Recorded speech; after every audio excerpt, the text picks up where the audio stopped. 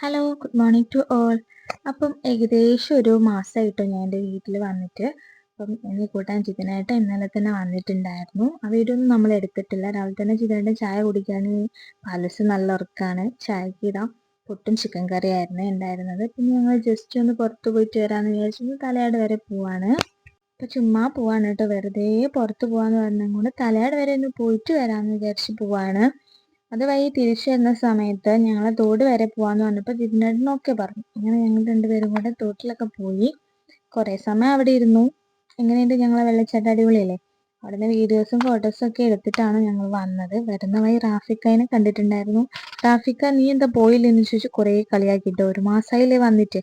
വീട്ടിൽ ചെന്നപ്പോൾ പാലൂസിനെ എടുത്ത് അച്ഛൻ ഇങ്ങനെ നടക്കുന്നുണ്ടായിരുന്നു. അടുക്കളയിൽ ചെന്നപ്പോൾ അമ്മ ഭയങ്കര പണിയിലാണ്. ചോറ്, കറി, അങ്ങനെ ഉണ്ണിയപ്പം കൊണ്ടുപോകാനായിട്ട് ഉണ്ണിയപ്പൊക്കെ ഉണ്ടാക്കുന്നുണ്ട്. അപ്പോൾ അതാ ഉണ്ണിയപ്പൊക്കെ റെഡി ആയിട്ടുണ്ട് കേട്ടോ. അടിപൊളി ടേസ്റ്റാണ്. ഞാനൊന്ന് കഴിച്ചു നോക്കിയിട്ടുണ്ടായിരുന്നു. അപ്പം എൻ്റെ ലഗേജ് ഒക്കെ ഇവിടെ റെഡിയാണ്. ഉച്ചയ്ക്ക് ചോറുണ്ടിട്ടാണ് ഞങ്ങൾ ഇറങ്ങാൻ നോക്കുന്നത്. പിന്നെ അച്ഛൻ പാലൂസിനൊരു പുതിയ ഉടുപ്പ് മേടിച്ചു കൊടുത്തിട്ടുണ്ടായിരുന്നു. ഇതാണത്. അവൾ ഇട്ടിട്ട് രസമുണ്ടോയെന്നൊന്ന് ജസ്റ്റ് പറയണേ.